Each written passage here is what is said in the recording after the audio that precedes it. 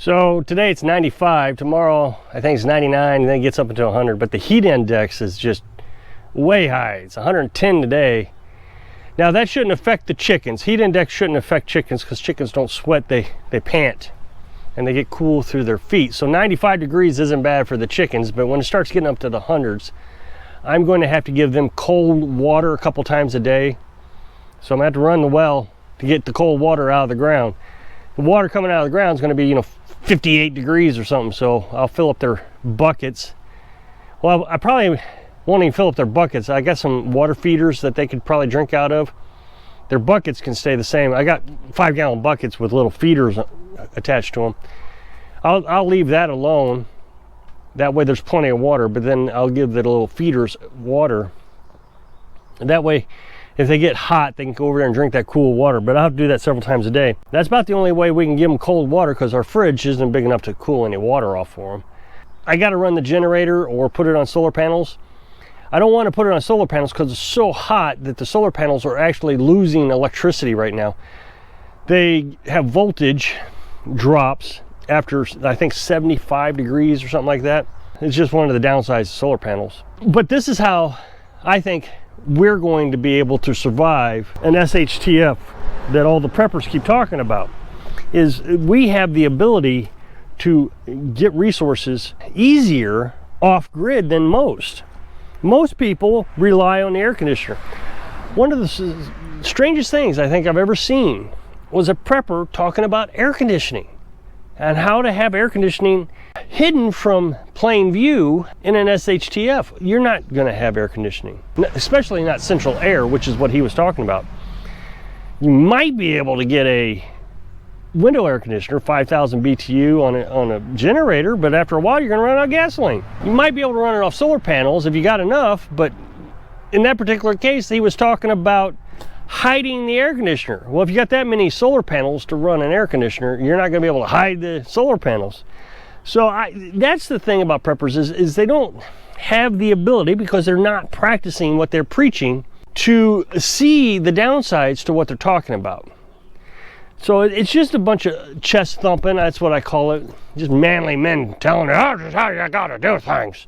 The way you got to do things is practice it. So water is one of our biggest concerns. I think we have pretty much everything else taken care of. We got food taken care of. But water, we still rely a little bit on, well, no, that's not true. We don't rely on on-grid things. We could do it differently. But as you know, we run the generator to run the well pump underneath that building right there, that little B building. And then we pump that water through this hose, through a series of filters, and then we put it into an IBC tank behind this box here. And it's a 275 gallon IBC tank. Then we run a little RV pump that you can buy on Amazon. And here's one that's been disassembled. I'm going to talk about this in just a minute. But this is disassembled, the motor and then the pump. You hook that up to 12 volts, so your solar panels. We actually have a lawnmower battery that we run, and then we put it on a trickle charger. Long story, doesn't matter, but you can charge it with 12 volts. Then that pump pumps it into our water heater. We have an on-demand water heater. I've showed you that before, in the shower.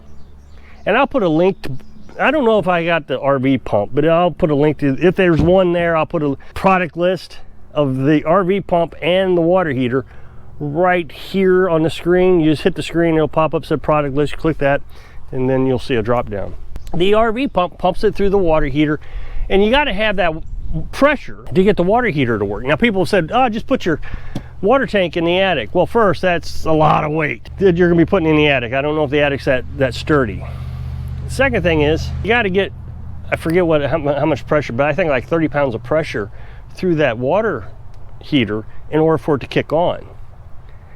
Well, you're not going to get 60 pounds of pressure by putting the tank up in the attic. You have to put that like up at 60 feet in the air or something. I mean, it's ridiculous. So you'd have to have a water tower.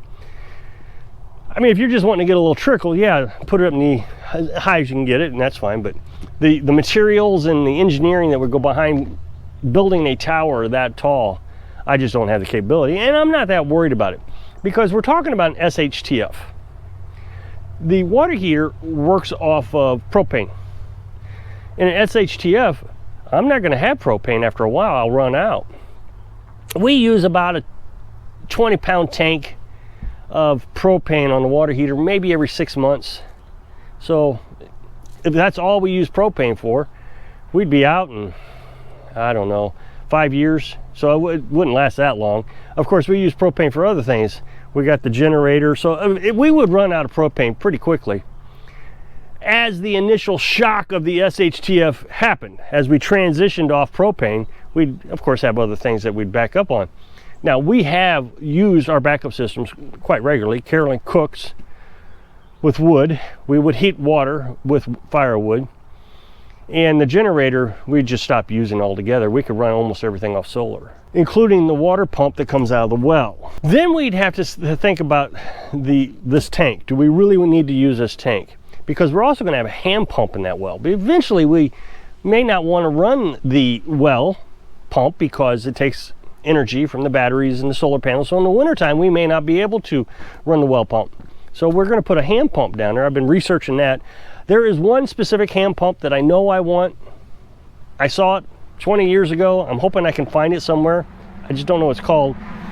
But I know 20 years ago they had it at Ace Hardware. So I'm going to find me an Ace Hardware somewhere and see if they've got it. If they have that one, that's what I'm going to get. So then I can pump water out of the well, and we'll just put it in buckets or whatever it is that we want to use. I think we'll give up on the IBC tank because, like I said, IBC tank also takes electric. There's no reason to have pressurized water because we're not going to have the water heater anymore. We would have to just pump the water into a bucket or a pan to heat the water up. So it would be pretty pointless. We wouldn't get the convenience of having a nice shower. But remember, it's SHTF. You're just trying to survive. Right now, we try to have some luxuries in our off-grid tiny house. Yesterday, kind of woke me up to this a little bit. I had a water leak, and you can see the wetness right here. You might be able to see the difference. It's dry up here, and it's wet down here. I had a water leak, and I knew I had a water leak, and I really wasn't worried about it. And I've been letting it go for maybe a month now. I don't know, it may have been leaking 10 gallons of water a day. It wasn't a lot.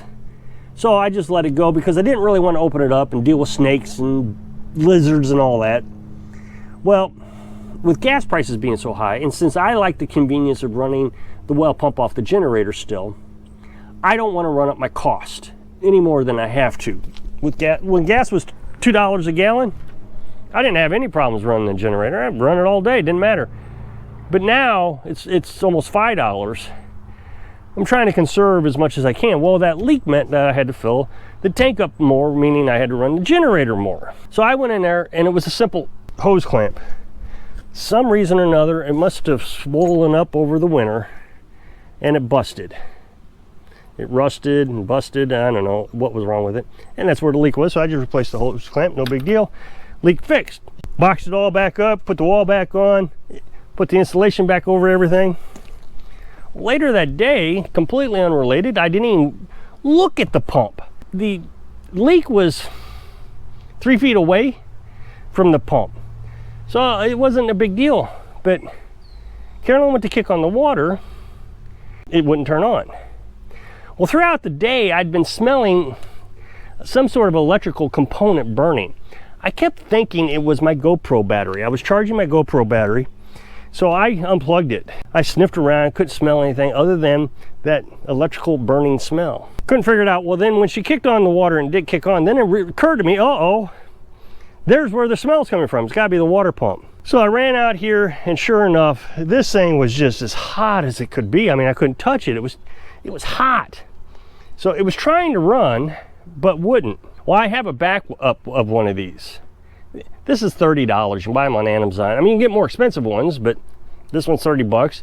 I've been noticing over time, it has not been giving out as much water as it used to. It's old, it's wearing out. It's well over a year. So that would tell me that one of the magnets on it has broken loose or not working or something. I replaced pump, and now we got great water. Now I have a backup one, and when I use the backup, I order a new one. So I've ordered a new one. But in the SHTF, I wouldn't be able to buy another one. So when I use the last one, however long that one lasts would be the end of it. And that's what I keep saying about stockpiling. Once you're done, you're done. So you got to figure out what you're going to do when you're done. And what we're going to do is we'll use the hand pump and we'll just heat water up with the wood that we have, firewood. So I took this one apart, and sure enough, a magnet had broke loose and it jammed up the shaft here, and it was trying to turn against that magnet and it couldn't. Well, I mean, I took the magnet out now. So that was the malfunction, but it melted everything. I don't know if you can see that, but it melted all this plastic in here. It wasn't a big deal. It was inside metal ventilation, so if it caught fire, it wouldn't have hurt anything. And like I said, we just had that leak, so the ground was wet, everything was wet. Now somebody's going to say, did the pump get wet? No, it was isolated inside the ventilation. There's no way it could have gotten wet, and it wasn't wet. So it was just an old pump.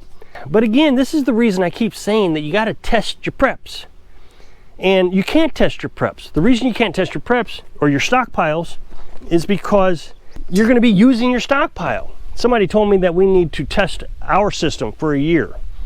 Don't leave the property and all that kind of stuff. Well, we can't do that, because if something happened and we had to use our stockpile of 300 days worth of canned food, let's say the chickens died, so we use that up, now an SHTF actually happens, then we'd be out of canned food. So we just cycle through what we do, so we know we're testing our food, and it works. We can our food, we eat our food, and then about once a year we resupply our jars of food by butchering more chickens. So we're constantly cycling through, and we're using our it's just a lifestyle. And that's why I keep saying that living off grid or minimizing your life and trying to figure out what you can do without is the better method than prepping.